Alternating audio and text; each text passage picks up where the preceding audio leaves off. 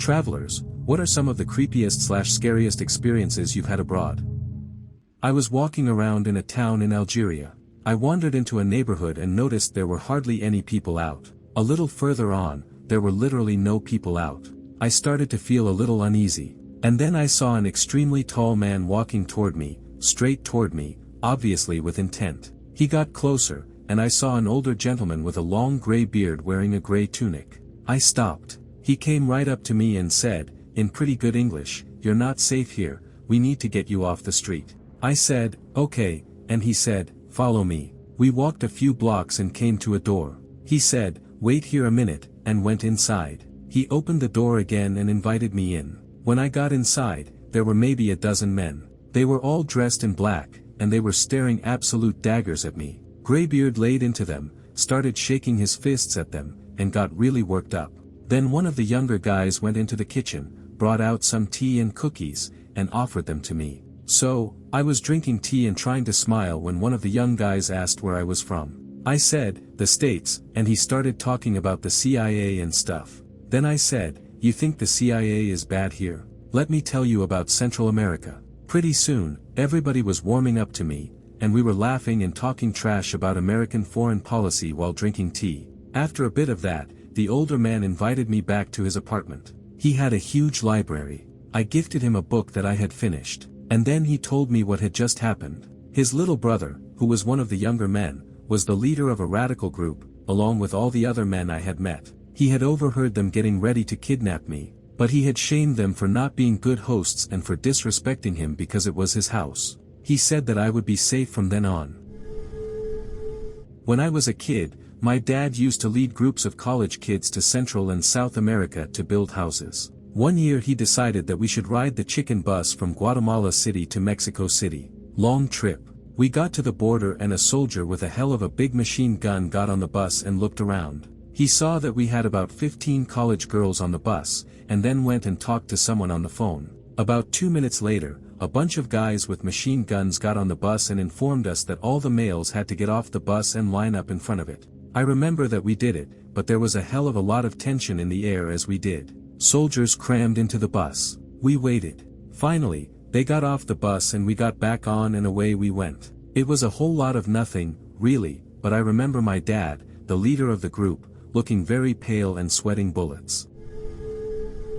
In Peru, my girlfriend and I made it to this waterfall deep inside a canyon. It took 3 buses just to get there. After getting dropped off in the middle of nowhere, we found a local to show us where the waterfall was. We hiked an hour through the cave it was in and it was one of the most beautiful things I'd ever seen. I have some amazing photos, but that didn't mean half as much as the ride home. Apparently, it was a census day, which happens once every 10 years, and there were no buses going back to Lima. We waited for hours at the top of this skinny road deep in the canyon alone until some random men on a flatbed truck building houses in a tiny town ended up driving by. Being our only way out, we asked for a ride and they were more than happy to help. As I rode on the back of that truck looking over the edge to my certain death, I realized I was the most helpless I'd ever been. About an hour later, I had made 3 amazing friends, none of them speaking the same language as me. We smoked, shared stories of our lives and what we thought of the world, and it was at that moment I realized I was the most at peace I had ever been.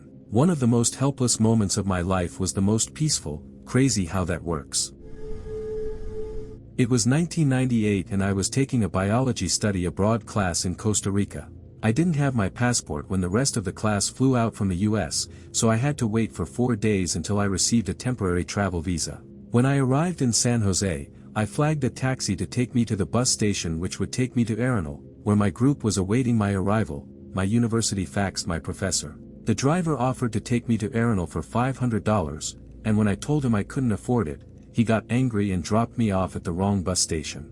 I stood out like a sore thumb with my brightly colored backpack and khakis. When I looked over my shoulder, I saw 4 guys trailing me and heard them say in Spanish to hit me and grab the bag. Spanish was spoken in my household as a kid, so although I don't speak it very well, I understand it completely. Anyway, with my oversized JanSport on my back, I booked it toward the largest group of people near the ticket booths. A guy tapped me on the shoulder and I thought I was screwed. "Those guys are following you." It was a US Army soldier visiting his family in Costa Rica. He explained that he'd watched the entire situation and followed me to the ticket booths to help out. He explained that they were more than likely going to jump me and rob me blind and no one would have stopped them. But once they saw he was onto them, they took off. He was a huge dude. He helped me get a taxi to the other bus station and he gave me his family's telephone number just in case I got in trouble. After about a 5-hour bus ride, I finally arrived at the base of Arenal in La Fortuna where a guy offered to take me to my camp. While we were driving up the mountain, I saw a big tourist bus and made eye contact with some familiar faces. It was my class. I jumped out of the truck and into the bus. I had arrived safe and sound. Oh, and by the way, they didn't know I was coming. My school never actually sent the fax to my professor. I am eternally grateful to that soldier who helped me. This would have been a totally different story had he not arrived. When I was in my early 20s, I went on holiday to Gran Canaria with my boyfriend at the time, now fiancé. We were out at a bar and after a while were approached by a guy from the same country as us. We started chatting with him and he seemed really nice. He told us he likes to solo travel and didn't know anyone, so he was happy to find some people from his home country. At this point, he hadn't spoken to anyone else, so we assumed this was the truth. After a while of drinking together, my boyfriend went to the toilet. I had already had a bit to drink, but aside from feeling a bit tipsy I was fine and felt in control of myself. Anyway, this guy bought me a drink while my boyfriend was gone. I drank it and when my boyfriend came back, the guy told us about a club that he enjoyed, so we decided to go along. This is where things got weird. We arrived at the club, and it was pretty obvious he knew the people working there quite well. I started dancing and then felt incredibly drunk, to the point where I was staggering around and my eyes went fuzzy. I could see the people working in the club staring at me intensely.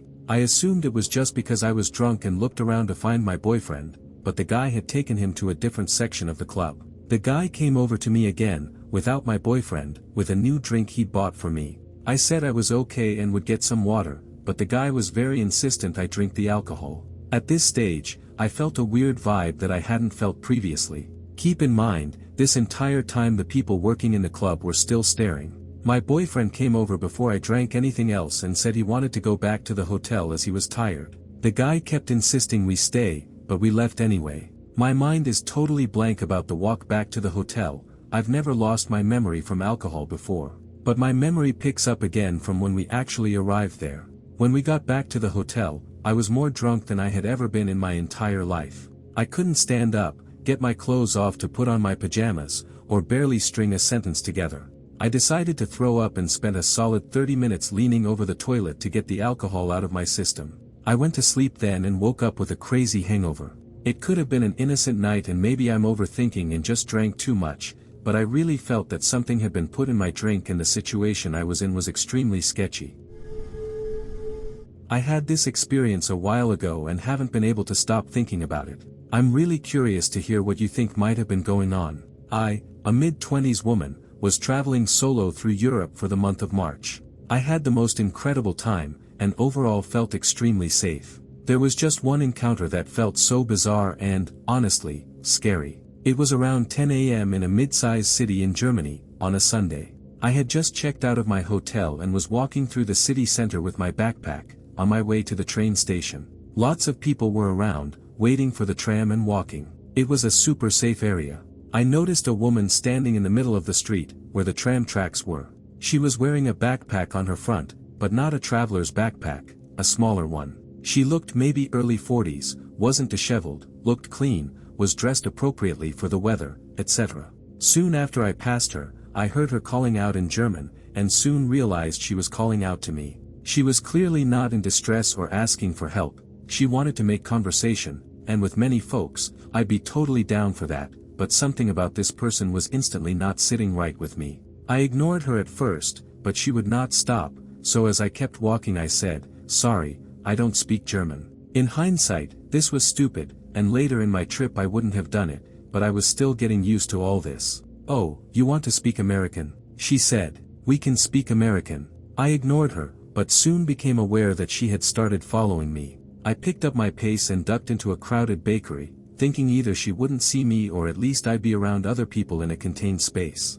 I ordered, but before I even sat down, I saw her come in and order something, too. I was pretty freaked out at this point. I sat down, put in my earbuds, and opened a book, not actually listening to or reading anything, but hoping it would keep her from talking to me. Nope. She came over and sat at my table. I tried to ignore her, but again she was relentless, waving at me and smiling. I don't know how to describe her smile. It was just really forced and unnatural, like she was putting on some kind of act. I asked what she needed, and she told me that she'd seen me walking and thought I looked like I needed some compassion. I told her no, I was good, everything was fine, but thanks, trying to be as appeasing as possible while still making my disinterest clear. She just kept smiling at me and asked if I had money and a place to stay. I told her yes, I was fine. She started talking about various things, people she'd met on trains, dance classes, etc. Her English was not great, so I didn't really understand a lot of it,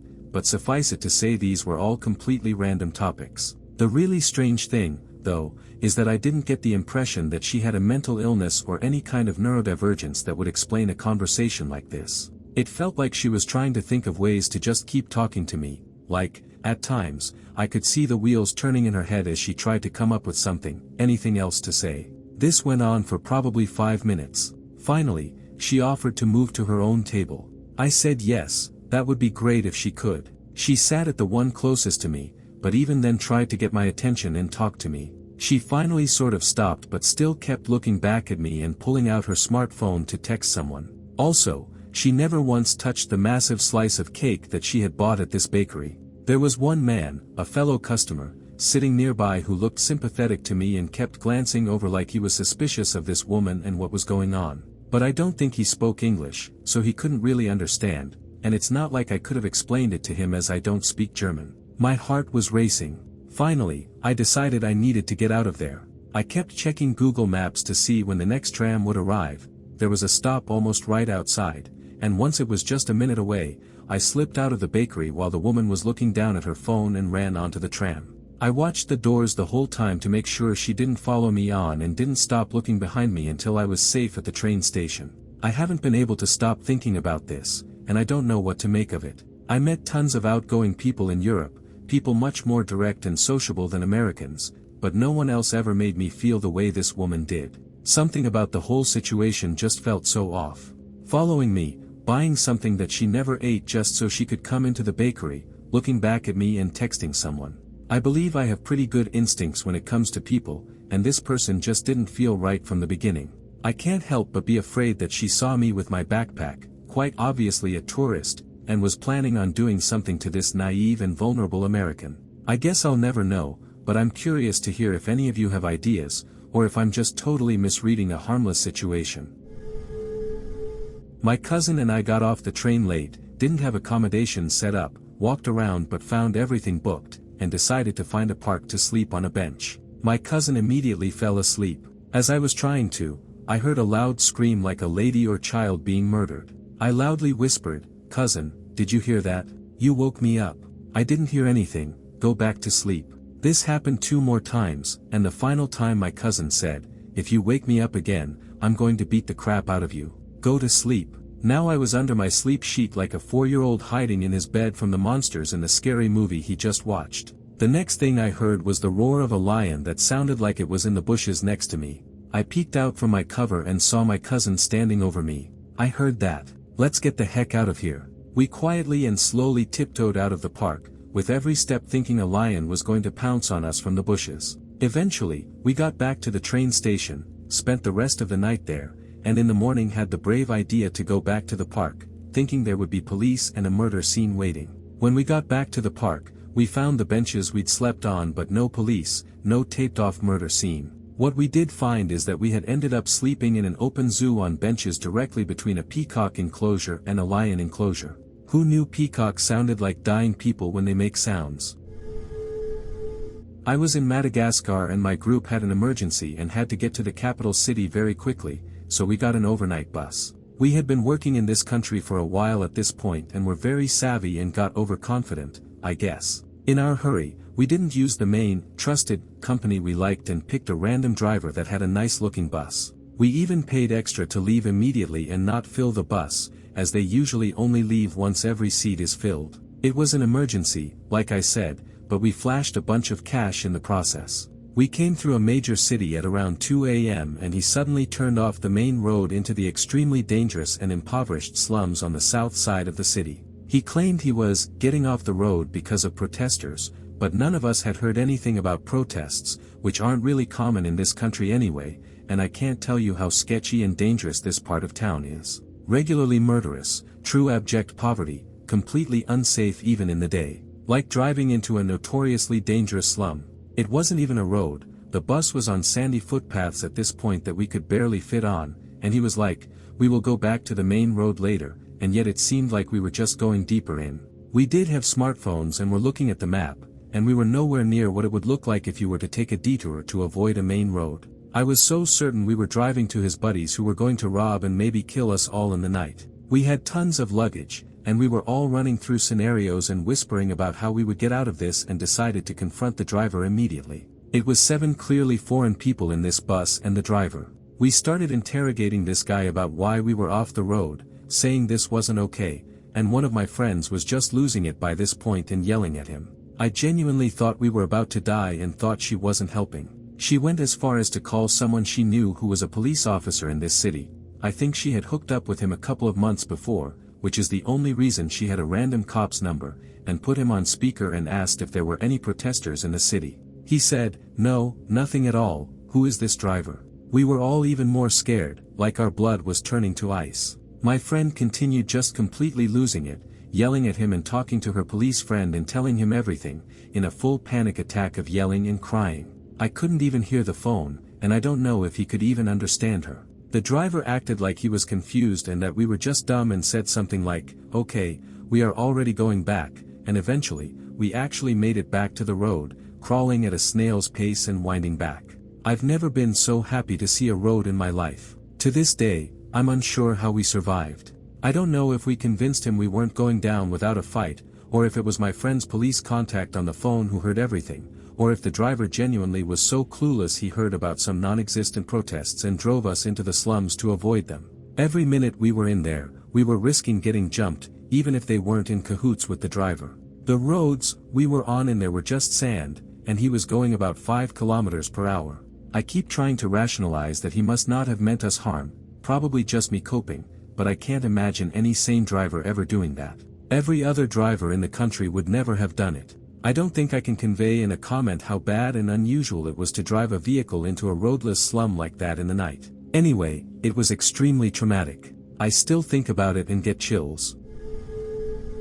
Visiting Chicago from Seattle for a week. I booked an Airbnb with a gentleman, understanding that I would be in a household with maybe 5 other people as he had bunk beds in the room. The Airbnb was marketed as being close to trains, in a decent area, and the house looked clean with many useful amenities. Upon arriving at the house, I found that it was run down and unclean, with only the sheets being changed by the maid. On top of that, many appliances were broken and there was no potable water.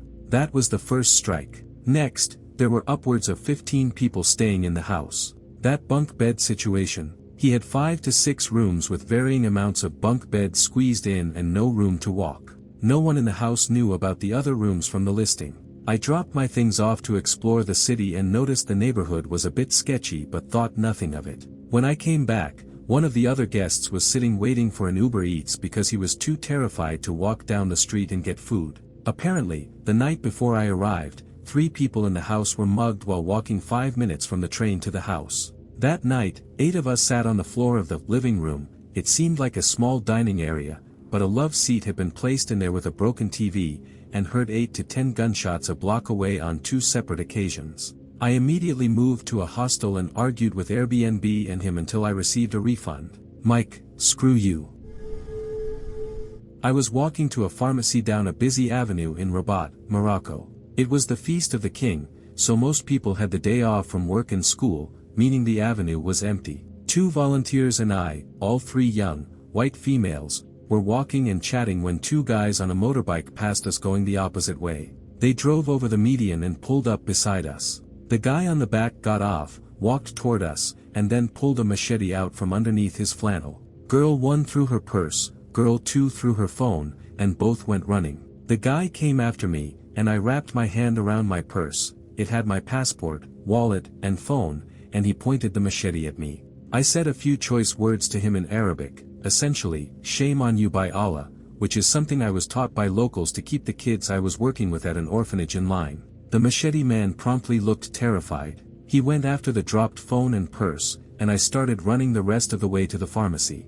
I wound up there crying, and the other 2 girls met me. People started to congregate. Some had witnessed it while driving by, while others were trying to translate for us. A woman said she would drive us home after speaking with the security guard at the pharmacy. We agreed and got into a minivan. I provided directions in Arabic, and the woman drove right past the house, blowing stop signs and ignoring traffic lights. It was then we realized we were about to get kidnapped. One of the 2 girls reached forward, opened the door of the van, and we jumped out while it was moving.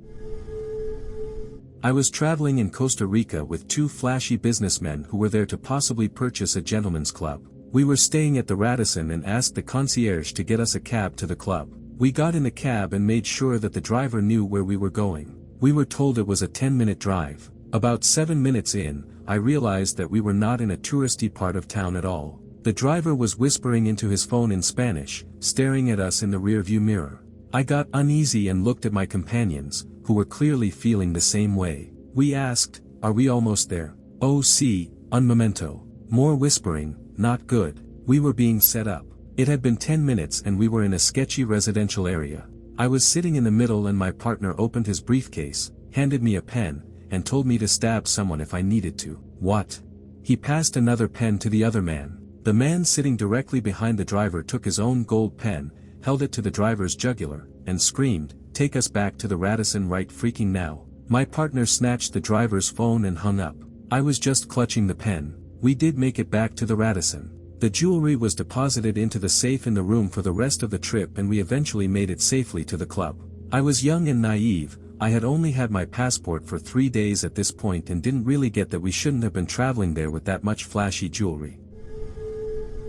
A few years ago, in my early 20s, I traveled abroad in Spain for a few months. I was going from my smaller city to Madrid to meet a friend. While waiting at the bus station, a man approached me and began to ask me questions. It started with, "Where are you from?" and "What brings you here?" to more personal questions asking if I was married, had kids, and he also gave compliments on my appearance. I started to feel a bit uncomfortable, but thought maybe it just felt odd due to the language barrier, as he spoke little English and my Spanish wasn't great. When the bus pulled up, I quickly got in line to purposely create a bit of distance between us. I noticed he was kind of frantically trying to get closer and began motioning for me to sit with him. I pretended not to notice and sat down in a seat next to somebody else. I brushed it off as just a strange interaction, but then when we were getting off the bus in Madrid, he approached me as our bags were being unloaded and was attempting to tell me something. He was unable to find the words to explain what he wanted to say and resorted to putting his phone next to my ear.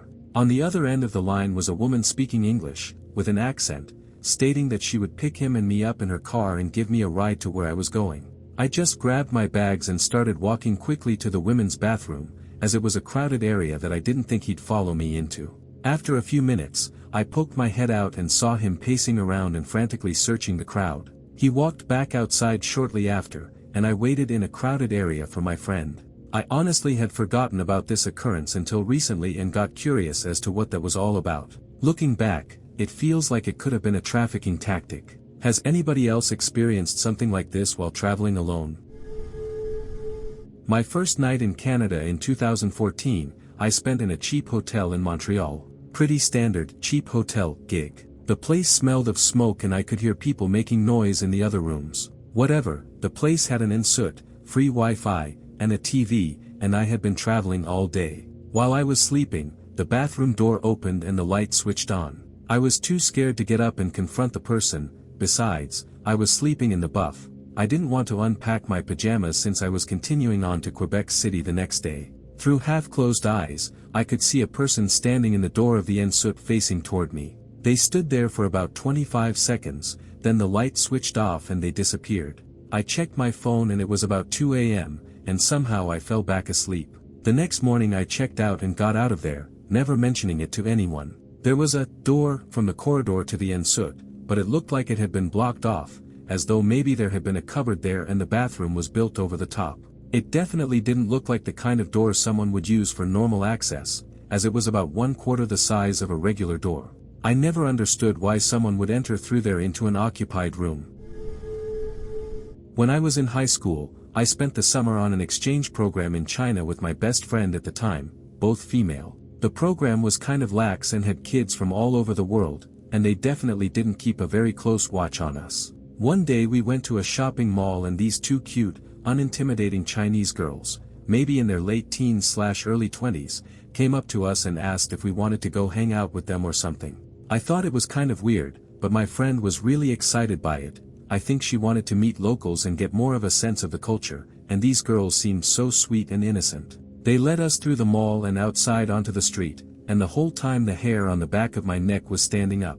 I knew something horrible was about to happen and I finally stopped my friend, who also looked kind of freaked. We told the girls never mind and ran back to the mall. They looked disappointed but didn't try to stop us or anything, which at the time made me feel like maybe they really didn't have bad intentions. Now that I'm older and I understand a lot more about how the world works, I'm pretty much positive we were minutes away from becoming victims of human trafficking. It is honestly the closest I feel I've ever come in my life to being in life-threatening danger. I still think about it a lot.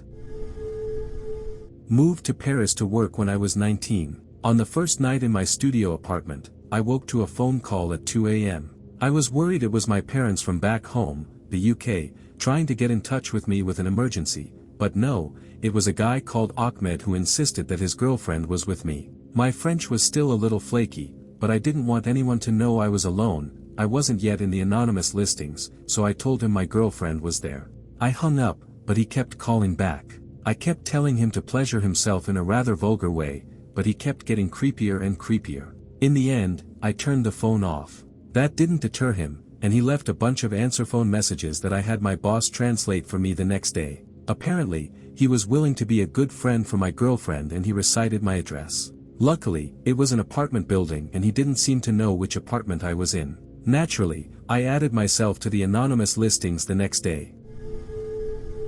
This happened on a road trip some friends and I took some years ago. We were driving in the hills of Albania when we saw this beautiful beach from the top of the hill. As it was getting late, we decided to stay there for the night. We slept in the bus most of the trip. We arrived at the beach, seemingly abandoned at first, but after some exploring we realized there was some sort of beach bar which was completely empty besides the family, mom, 2 sons, and their uncle, owning the bar. Excited, we went there to order some beers and started talking to the family, mostly the mom. In the beginning, she sounded pretty normal and nice, but the longer the conversation went on, we could tell something about her was off. She was hitting on us in a really weird and creepy manner in front of her sons, repeating how we should ask if we need anything, and, by anything she means anything.